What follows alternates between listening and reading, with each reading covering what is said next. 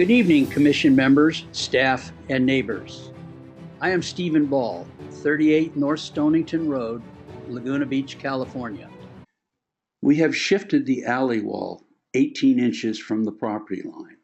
Since adjacent commercial parking is not perpendicular to our property line, we do not consider vehicular egress a danger to our wall and gate. Therefore, no bollards are proposed at this time, and we intend to provide irrigated vine pockets to support the growth of creeping fig. In addition to shifting the garage an additional 18 inches from the alley, the plate has been lowered to 9 feet.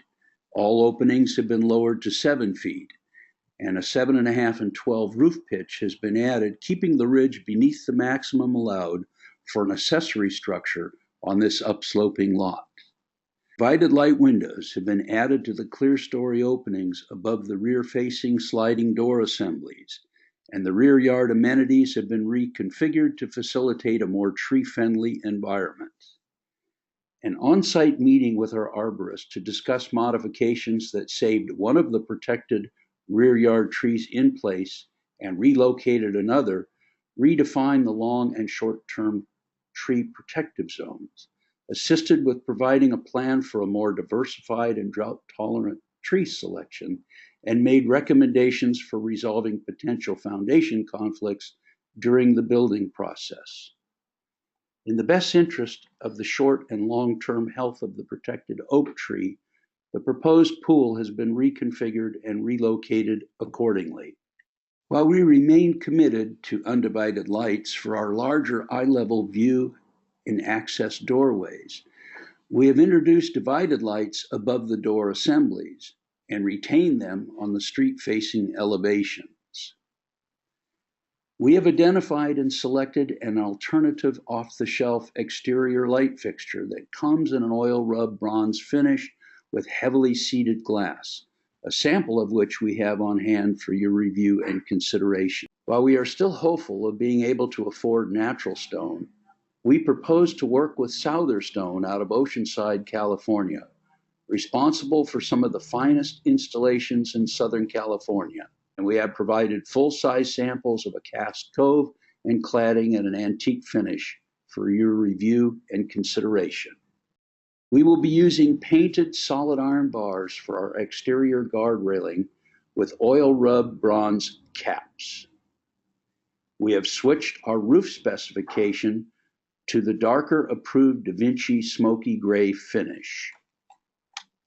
It is important to understand that our first duty and obligation as architects is to creatively fulfill our clients' requirements within the codes and guidelines provided by the city.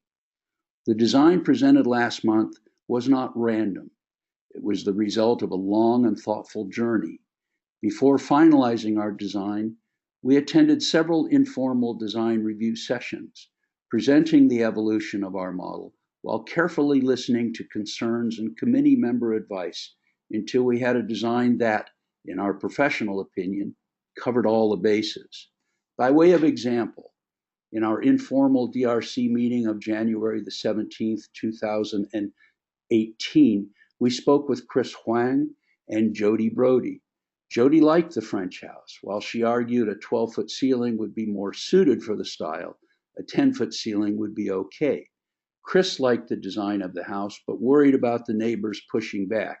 And if they did, he could support 9'6" and definitely a 9-foot ceiling. They both liked the house. They advised that the central tower element we were proposing at the time would not work well in this neighborhood. We immediately eliminated the tower and dropped the ceiling and plate to 10 feet with a reasonable expectation of approval. Our July proposal had a 10-foot plate height, and without the lowering effect of an overhang, it appeared different than its neighbors. However, the overall ridge height, which was our focus, was well within the prevailing roof height and zoning limits. Our proposed new plate at the street frontage portion of the residence has been lowered to 9 feet, and the roof eave has been extended 24 inches, mimicking the prevailing street appearance on this block. Door and window heights have also been reduced and squared off, providing a lowered, more uniformly horizontal appearance. While the plate is not 8 foot, the appearance of the roof as viewed from Roanoke is now compatible with the general appearance of its neighbors.